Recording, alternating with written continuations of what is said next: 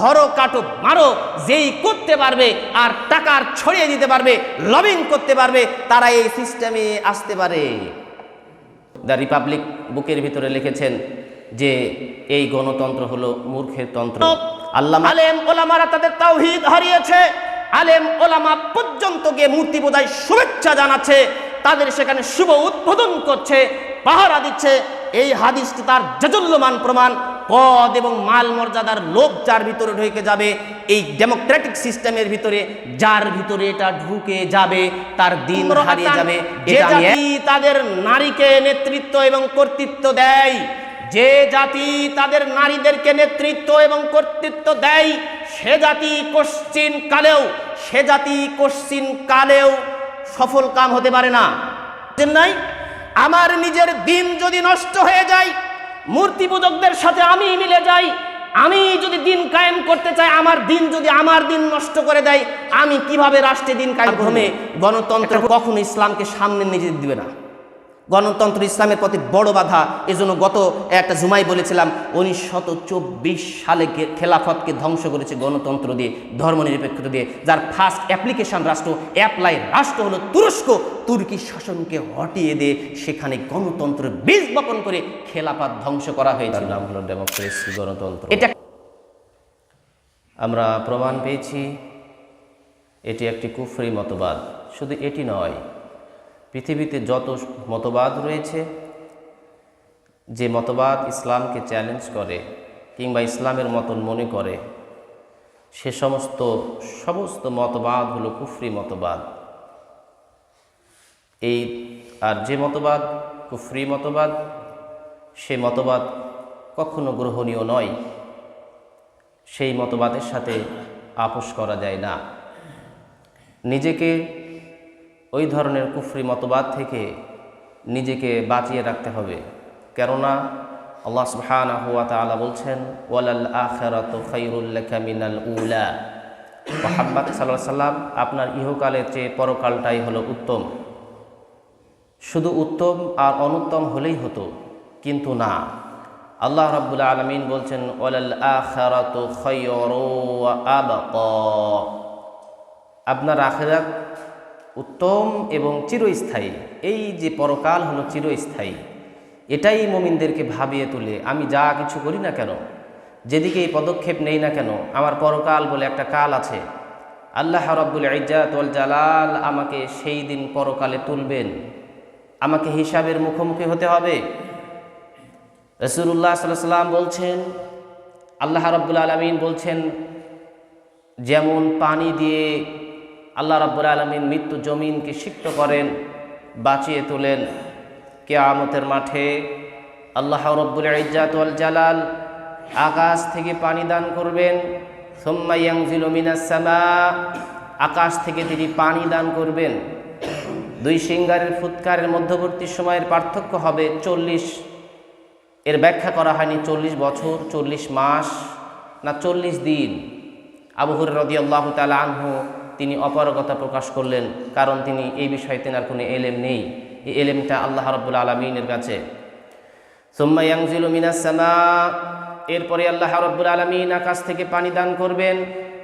ফায়ামবুতুনা কামা ইয়ামবুতুল বাকাল, এরপরে পানি থেকে শস্য যেমন গজিয়ে ওঠে, আল্লাহ রাব্বুল আলামিন মানুষকেও গজিয়ে তুলবেন। ওয়ালাইসা মিনাল ইনসানি মিন শাই ইল্লা মিন শাই, আর আদম দেহের সমস্ত অংশকে খেয়ে ফেলবে। মানুষের দেহের সমস্ত অংশকে মাটি খেয়ে ফেলবে। ইল্লা আজমাতা ওয়াহিদা, কেবলমাত্র একটি অংশ ব্যতীত। মানুষের মেরুদণ্ডের পৃষ্ঠদেশে ছোট্ট একটা হাড় রয়েছে। রাসূলুল্লাহ সাল্লাল্লাহু আলাইহি ওয়াসাল্লাম বলছেন, ওয়া হুয়া আজাবু জাম, সেটাকে শিরদার বলা হয়, বা যে যে ভাষায় যেটা বুঝে। আল্লাহ রাব্বুল আলামিন ওইখান থেকে আবার মানুষকে জাগিয়ে তুলবেন।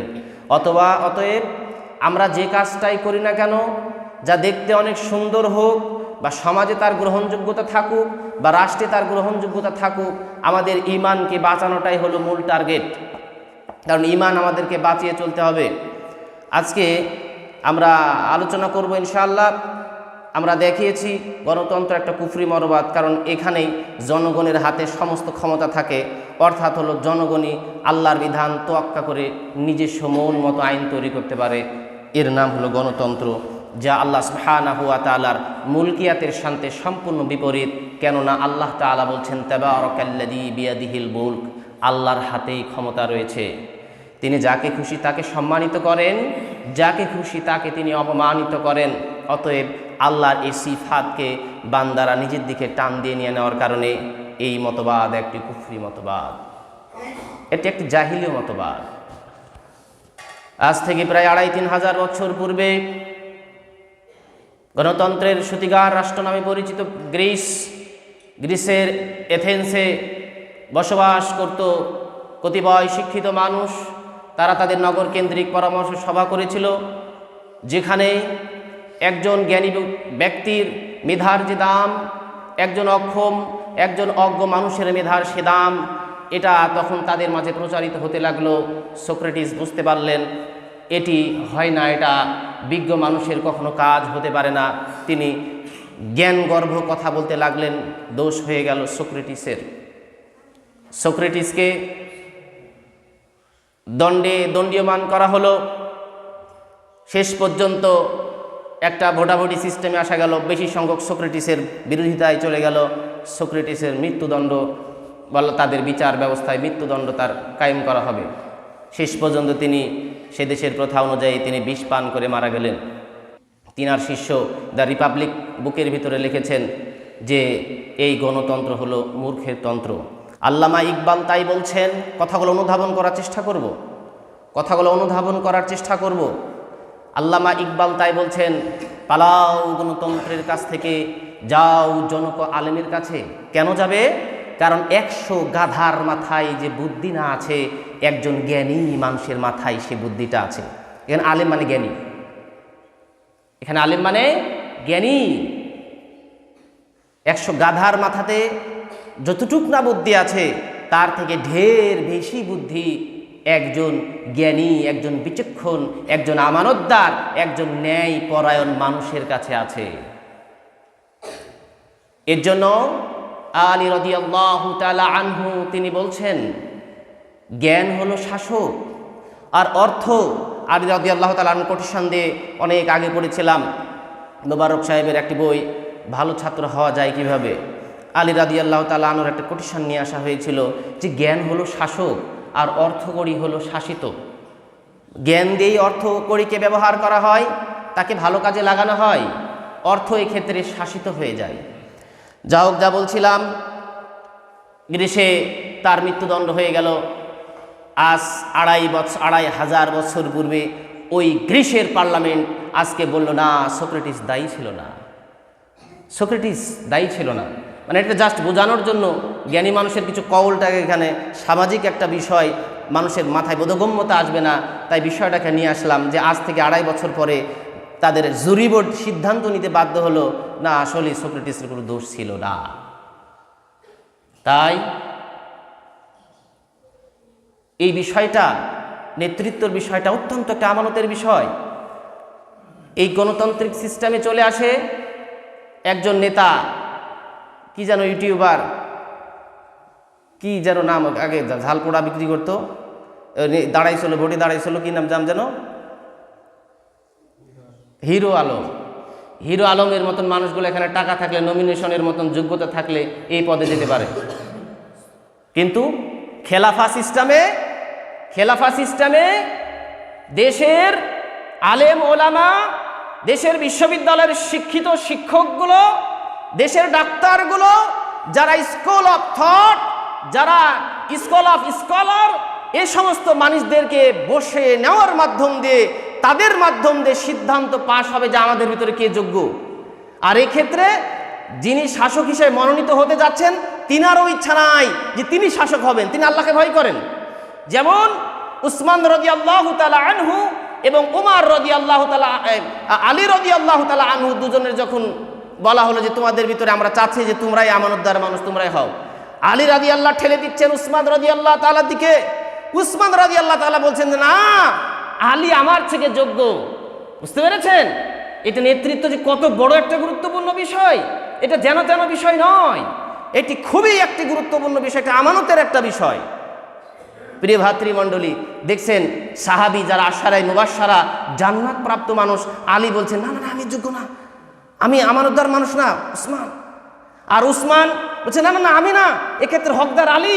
সুবহানাল্লাহ। যারা আল্লাহকে ভয় করে তারা এখানে যেতে চায় না, তারা আমানতদারদের কাছে যেতে চায়। আর এই সিস্টেম হলো খেলাফা সিস্টেম, যাকে বলে শুরা। আজকে দুঃখজনক বিষয় হলো সত্য, পাবলিক ফেসের পাবলিক মতামতকে অপব্যাখ্যা করে এই শুরার অপব্যাখ্যা করা হয়েছে, যা ইসলামের অপব্যাখ্যার একটা নাম। শুরা হবে জ্ঞানীগুণী মানুষের পরামর্শ সভা, আর আমাদের দেশে আম পাবলিকের যে ভোটের দাম, এটা হলো পাইকারি একটা মতামত। এর সঙ্গে গণতান্ত্রিক এই শুরাকে অপব্যাখ্যা করা হয়েছে দেশের মাটিতে। অতএব অপব্যাখ্যা থেকে আমরা বেঁচে থাকবো ইনশাআল্লাহ। প্রিয় ভাতৃমণ্ডলী, আজকে আমরা আলোচনা করব কিভাবে, খুবই গুরুত্বপূর্ণ বিষয়। আলোচনার বিষয়বস্তু হচ্ছে কিভাবে এই সিস্টেমটা আমাদেরকে, আমাদের দিনদার মানুষের দিন নষ্ট করে। দিনদার মানুষের দিন কিভাবে নষ্ট করে দেখেন। আমাদের যে দেশে পাইকারি হালে চলতেছে, নেতৃত্বের যে মহড়া চলতেছে, এটা দিনদার মানুষের, এই গণতান্ত্রিক সিস্টেমটা দিনদার মানুষের দিন নষ্ট করে কিভাবে। এক নাম্বার হলো তাওহীদ নষ্ট করে। আল্লাহ রাসূল সাল্লাল্লাহু আলাইহি ওয়াসাল্লামের সাহাবী আব্দুর রহমান ইবনে সামুরা قال লিরাসূলুল্লাহ সাল্লাল্লাহু আলাইহি সাল্লাম ইয়া আব্দুর রহমান। আল্লাহ রাসূল সাল্লাল্লাহু আলাইহি সাল্লাম আব্দুর রহমানকে বলছেন, আব্দুর রহমান লা তাসআলিল ইমারা, তুমি নেতৃত্ব চেয়ে নিও না। কি বললেন আব্দুর রহমানকে? আব্দুর রহমান, তুমি নেতৃত্ব চেয়ে নিও না। কেন না চাইবে না কেন? ফাইন্নাকা ইন উতিতাহা আন মাসআলাতিন উকিলতা ইলাইহি, তুমি যদি নেতৃত্ব চেয়ে নাও, তুমি যদি মানুষকে বলো আমাকে নেতা বানান, তুমি যদি এই কাজটা মানুষের কাছে চেয়ে নাও, এটা কখনো করিও না। তুমি যদি এটা করো, এর দায়ভার আল্লাহ নেবেন না, এই দায়ভার তোমার উপরে দেওয়া হবে, চালাও দেখি তুমি। পক্ষান্তরে আল্লাহ রাসূল বলছেন, ওয়া ইন উতিতাহা মিন গায়রি মাসআলাতিন উইনতা, আর তুমি যদি নেতৃত্ব চেয়ে না নাও, বুঝবেন, তুমি যদি নেতৃত্ব চেয়ে না নাও আব্দুর রহমান, তাহলে তোমাকে সহায়তা করা হবে। মানে তুমি যদি সাহাবীদের চরিত্র ধারণ করো, তুমি যদি খোলাফাদের চরিত্র ধারণ করো, তোমাকে যদি না চাওতেই তোমাকে ক্ষমতা দেওয়া হয়, নেতৃত্বের পোস্টের জন্য তোমাকে উপযুক্ত মনে করা হয়, তোমাকে সহায়তা করা হবে।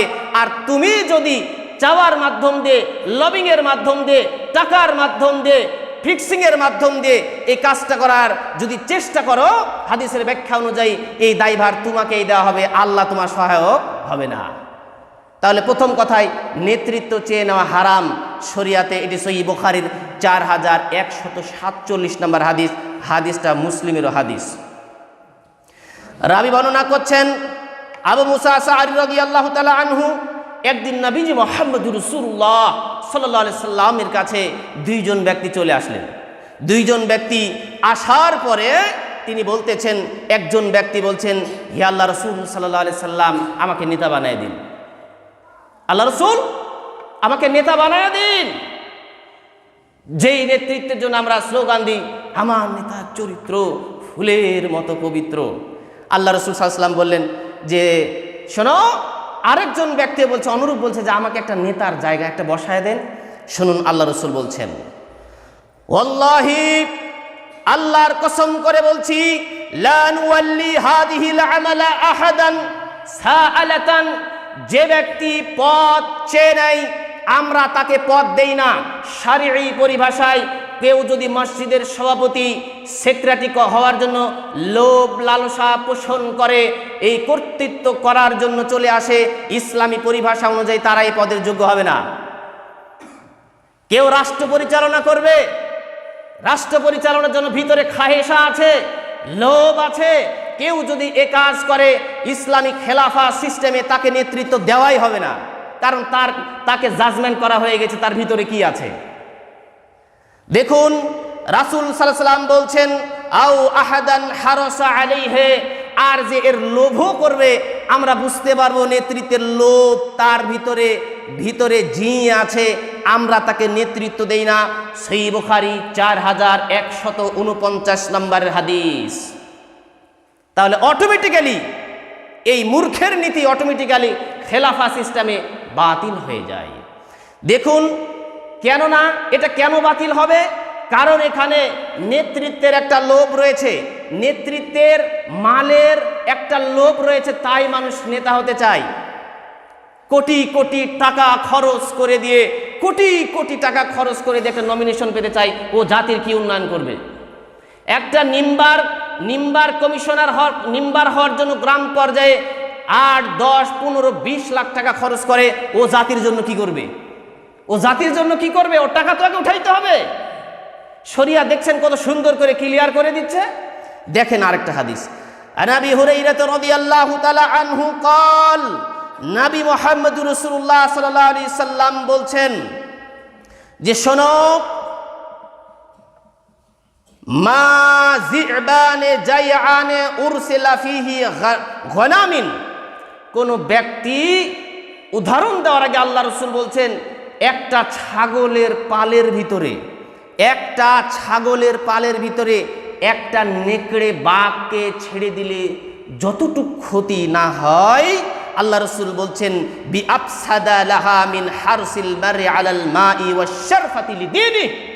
আল্লাহ রাসূল বলছেন একটা নেকড়ে বাঘকে, হায়না বাঘকে বিশাল বড় একটা ছাগলের ভিতরে ছেড়ে দিলে সে যতটুক ক্ষতি না করে, কারো ভিতরে যদি মাল আর পদের মর্যাদার লোভ যদি কারো ভিতরে তৈরি হয়ে যায়, আল্লাহ রাসূল বলেছেন লিদিনি, তার দিনের এর চেয়ে বেশি ক্ষতি সাধন করে। দিনদার মানুষ কখন এখানে যাবে না। দিনদার মানুষ এই হাড়ি ঘোল ভাঙ্গা হাড়িতে যাবে না। দিনদার মানুষ সেখানে দূরে থাকবে। দিনদার মানুষ এই মেলায় ঠেলা খেতে যাবে না, নিজেকে ওই গায়ে যেন কাদা না লাগে, দিনদার মানুষ সেখান থেকে দূরে থাকবে। আশা করি আপনি আমার দিনী ভাই, আপনি আমার প্রাণের ভাই, আশা করি আপনি এবং আপনারা বুঝবেন ইনশাআল্লাহ। দেখেন এই হাদিসটা তিরমিজির ভিতরে 2376 নম্বর হাদিস। আপনার দিন নষ্ট করে দিবে। কিভাবে নষ্ট করবে আমি নিয়ে আসছি, মাল আর মর্যাদার লোভ কিভাবে আপনার দিন নষ্ট করবে, এটা আমি আপনাদের সামনে সুন্দর করে নোট আকারে নিয়ে এসেছি। আলহামদুলিল্লাহ। দেখেন রাসূল সাল্লাল্লাহু আলাইহি সাল্লাম বলছেন, ক্বালা ইন্নাকুম সাতাখরিদুনা আলাল ইমারা, আমি জানি ইন্নাকুম, তোমরা এই পদের জন্য লোভ লালসা করবে, নাদামাতান ইয়াউমাল কিয়ামা ওয়া সাতাকুনু নাদামাতান ইয়াউমাল কিয়ামা, এই লোভটা কিয়ামতের দিন তোমাদের জন্য আফসোসের কারণ হবে। হায় হায়, আমি যদি এই লোভ না করতাম, এই লালসাটা না করতাম, কিয়ামতের মাঠে যারা এই লোভ লালসার ভিতরে পড়ে গেছে, কিয়ামতের মাঠে তারা লজ্জিত হবে, অপমানিত হবে, নিজেরা উৎকুচ করবে, হায় আমি কেন এটা করতে গেলাম। অত্র হাদিসটা সহিহ বুখারীর 7148 নম্বর হাদিস। মাল আর মর্যাদা মানুষের দিনকে কিভাবে নষ্ট করে দেখেন, খুবই গুরুত্বপূর্ণ হাদিস, খুবই গুরুত্বপূর্ণ হাদিস। মাল এবং মর্যাদার লোভ, পদের লোভ, ক্ষমতা মানুষের দিনকে কিভাবে নষ্ট করে। এ মর্মে মুহাম্মদ সাল্লাল্লাহু আলাইহি সাল্লাম বলছেন, ওয়া ইন্না মিম্মা আতাখাওয়াফু আলা উম্মতি আইম্মাতাম মুদিল্লিন। মুহাম্মদ সাল্লাল্লাহু আলাইহি সাল্লাম বলছেন, আমি সব থেকে কিসে বেশি ভয় পাই তোমরা জানো আমার সাহাবী? কোন বিষয়টা আমি তোমাদের জন্য সব থেকে বেশি ভয় পাই? আমি ভয় পাই পথভ্রষ্ট নেতাদেরকে নিয়ে। নেতারা পথভ্রষ্ট হয়ে যাবে, সমাজের নেতারা পথভ্রষ্ট হবে। ইসলামের নেতারা নামে মাত্র ইসলাম থাকবে, কিন্তু তার ইসলামের সমস্ত দিনগুলা নষ্ট হয়ে যাবে। এ কথা আমি বলিনি, এ কথা মুহাম্মদ সাল্লাল্লাহু আলাইহি ওয়াসাল্লাম আজ থেকে 1400 বছর পূর্বে বলেছেন। তিনি বলছেন, ওয়া সাতা'বুদু কাবাইলু মিন উম্মাতিল আওসান, আমার উম্মতরা মূর্তি পূজার সঙ্গে লিপ্ত হয়ে যাবে। কিসের সঙ্গে লিপ্ত হবে? মূর্তি পূজার সঙ্গে লিপ্ত হয়ে যাবে। ওয়া সাতা'বুদু কাবাইলু মিন উম্মাতিল আওসান ওয়া সাতালহাকা কাবাইলু মিন উম্মতি বিল মুশরিকিন, আর তারা মুশরিকদের সাথে মিলিত হয়ে যাবে। অত্র হাদিসখানা মুসলিমের হাদিস, তিরমিজির ভিতরে 2176 নম্বর হাদিস, 2229 নম্বর হাদিস, আবু দাউদের 4252 নম্বর হাদিস। আমার উম্মতের পথভ্রষ্ট নেতা হবে এবং আমার উম্মতেরা মূর্তি পূজকদের সাথে মিলে যাবে, আমার উম্মতরা মূর্তি পূজা করবে। এবার পদ এবং মাল মর্যাদার লোভ মানুষকে এত দূরে নিয়ে গেছে, আমাদের মতন দাড়িওয়ালা হুজুররা বলছে রোজা আর পূজা এক। বলে নাই, মিডিয়াতে আসে নাই, আল্লাহ রাসূল এই কথায় আজ থেকে 1400 বছর পূর্বে বলেছেন, তোমার ভিতরে যদি পদের লোভ ঢুকে যায় তাহলে তোমার দিন এমন ভাবে নষ্ট করবে যেমন ভাবে ওই বাঘ নষ্ট করতে না পারে, ছাগলকে ক্ষতি করতে না পারে, দিনদারের দিন নষ্ট হয়ে যাবে আর তারা মূর্তি পূজকদের সাথে মিশে যাবে। আজকে দুঃখজনক, আলেম ওলামারা তাদের তাওহীদ হারিয়েছে, আলেম ওলামা পর্যন্ত গিয়ে মূর্তি পূজায় শুভেচ্ছা জানাচ্ছে, তাদের সেখানে শুভ উদ্বোধন করছে, পাহারা দিচ্ছে। এই হাদিসটি তার জাজল্যমান প্রমাণ। পদ এবং মাল মর্যাদার লোভ যার ভিতরে ঢুকে যাবে, এই ডেমোক্রেটিক সিস্টেমের ভিতরে যার ভিতরে এটা ঢুকে যাবে তার দিন হারিয়ে যাবে। এটা আমি একটা কলম, একটা বাক্য নিজ থেকে বানিয়ে বলছি না, হাদিস অনুযায়ী সমাজের চিত্র দেখে বলছি। অতএব আমার নিজের দিন যদি নষ্ট হয়ে যায়, আমার এই দিন দিয়ে আমি কিভাবে দিন কায়েম করবো, এটা একটা প্রশ্নের বিষয়। কথা বুঝেন নাই? আমার নিজের দিন যদি নষ্ট হয়ে যায়, মূর্তি পূজকদের সাথে আমি মিলে যাই, আমি যদি দিন কায়েম করতে চাই, আমার দিন যদি আমার দিন নষ্ট করে দেয়, আমি কিভাবে রাষ্ট্রে দিন কায়েম করব? একটা প্রশ্ন আসে না? অতএব গণতন্ত্রের এই ধোঁকা থেকে আপনারা বেঁচে থাকবেন ইনশাআল্লাহ। এখানে গেলেন মানে ধোঁকায় পড়ে গেলেন। অতএব ইমানদার মানুষকে বলবো, ইব্রাহিমের মতন নিজেকে বাঁচান। আমার মেসেজ, ইব্রাহিমের মতন নিজেকে একটু বাঁচান, নিজেকে একটু এড়িয়ে এড়িয়ে চলেন, মানুষের কল্যাণ করেন, সমাজে যারাই শাসক আসুক তাদের জন্য দোয়া করেন, আল্লাহ যেন তাদেরকে হেদায়েত দেয়, ভালো কাজে সহায়তা করেন আর অসৎ কাজে নিষেধ করেন, সামাজিক সচেতনতা তৈরি করেন নবী করিম সাল্লাল্লাহু আলাইহি সাল্লাম এবং তার সাহাবী কেরামের চিত্র অনুযায়ী। বলছিলাম, এই সিস্টেমে বুঝালাম যে কিভাবে মানুষের দিন নষ্ট হয়ে যায়। আরেকটা পয়েন্ট হলো, এইখানে নারী নেতৃত্ব হারাম, নারী নেতৃত্ব হারাম। এই সিস্টেমের ভিতরে যদি যাই, এই সিস্টেমটা আমার দিন নষ্ট করে দেয়। আমরা কখনো কারো আঁচলের তলে যেতে চাই, কেউ কখনো যেতে চাই, কখনো আবার 300টা 30টা 50টা আসন মহিলাদের জন্য বরাদ্দ রাখতে চাই। দিন কখনো আপোষকামিতার নাম নয়, দিন কখনো আপোষকামিতার নাম নয়। দেখুন, আল্লাহ রাসূল সাল্লাল্লাহু আলাইহি ওয়াসাল্লামের কাছে একটি সংবাদ আসলো, লাম্মা বালাগা রাসূলুল্লাহ সাল্লাল্লাহু আলাইহি সাল্লাম আন্না আহলাল ফারিসি কদ মাল্লাকু আলাইহিম বিনত কিসরা। আল্লাহ রাসূল সাল্লাল্লাহু আলাইহি ওয়াসাল্লামের কাছে সংবাদ আসলো, পারস্য মানে ইরানের শাসন ক্ষমতা তাদের নারীকে দেওয়া হয়েছে, বিনতে কিসরা, কিসরার মহিলাকে তাদের মাল্লাকু, তাদের প্রশাসনের ক্ষমতা দেওয়া হচ্ছে।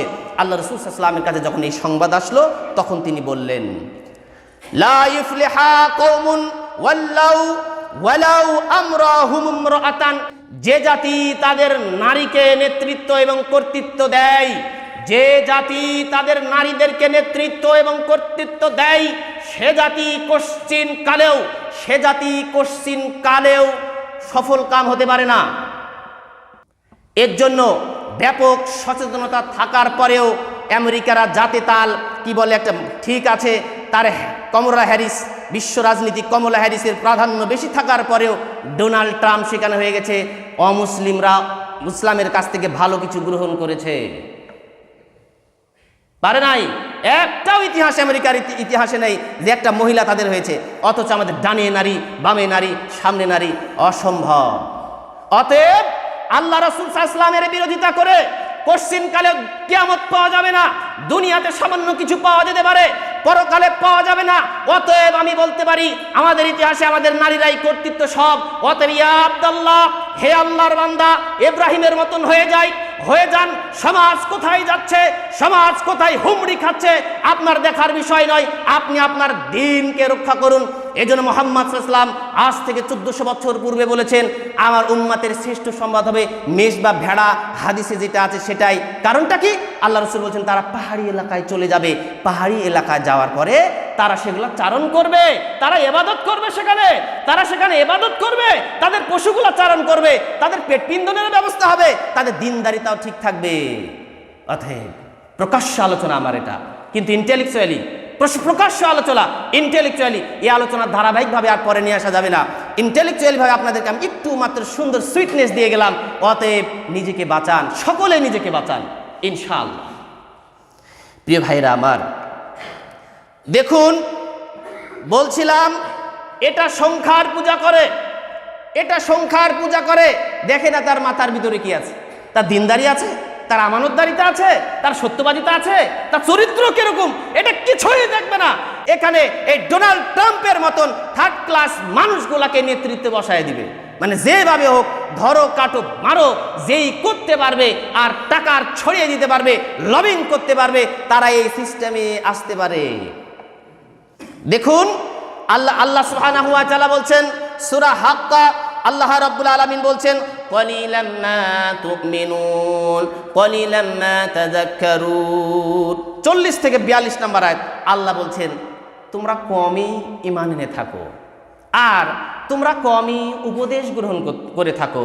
সূরা সাবার 13 নম্বর আয়াতে বলছেন আমার ইবাদত গুজার বান্দার সংখ্যা কম। অতএব হককে কমের ভিতরেই খুঁজতে হবে। শুরুতে একটা হাদিস পাঠ করে নিই। আল্লাহ রাসূল সাল্লাল্লাহু আলাইহি ওয়াসাল্লাম বলছেন, আল্লাহ রাসূল সাল্লাল্লাহু আলাইহি ওয়াসাল্লাম বলছেন বাদাল ইসলাম গরিবা ওয়া সায়াউদু কামা বাদা। ইসলাম এসেছে অল্প কিছু মানুষের মাধ্যম দিয়ে, আবু বকর, ওমর, উসমান তাদের মতন অল্প কিছু মানুষকে দিয়ে এসেছে। ইসলাম আবার ফিরে যাবে অল্প কিছু মানুষের ভিতরে। অধিকাংশ মানুষকে আপনি দিনদার পাবেন না। পাবেন কি প্রিয় ভাইরা আমার?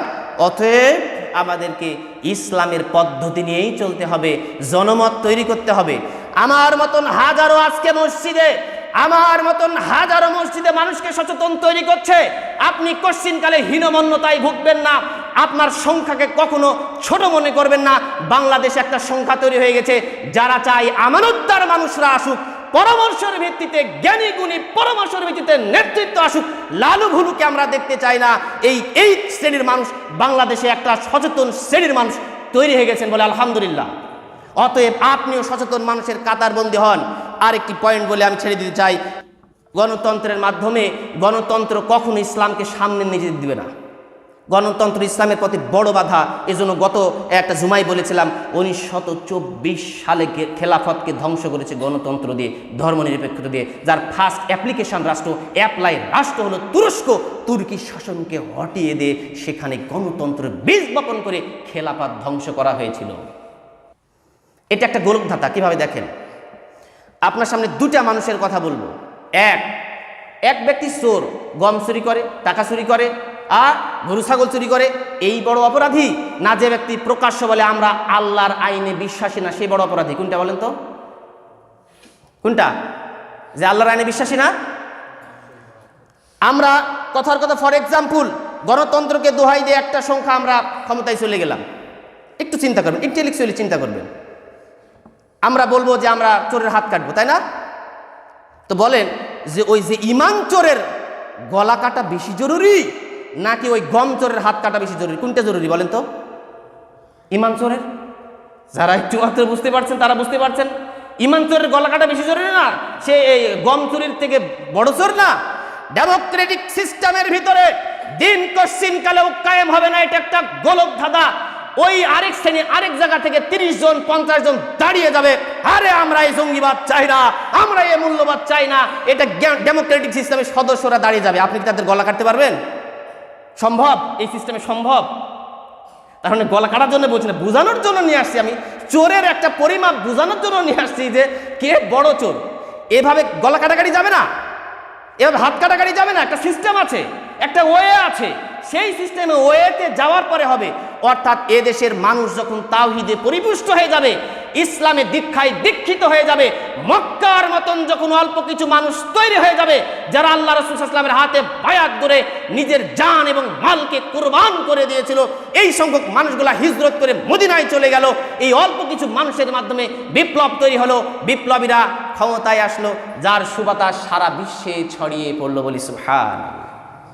অতএব আমরা যেন এর গোলক ধাঁধায় না পড়ি। আল্লাহ রাব্বুল ইজ্জাত ওয়াল জালাল আমাদেরকে বুঝার তৌফিক দান করুন, সবাই বলি আমিন।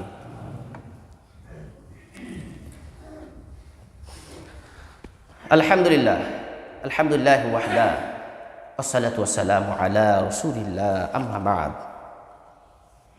প্রশংসা আল্লাহ সুবহানাহু ওয়া তাআলার। আলহামদুলিল্লাহ, দরুদ এবং সালাম বর্ষিত হোক আল্লাহ রাব্বুল আলামিন রাসূল সাল্লাল্লাহু আলাইহি ওয়াসাল্লামের প্রতি, বলি সাল্লাল্লাহু আলাইহি ওয়াসাল্লাম।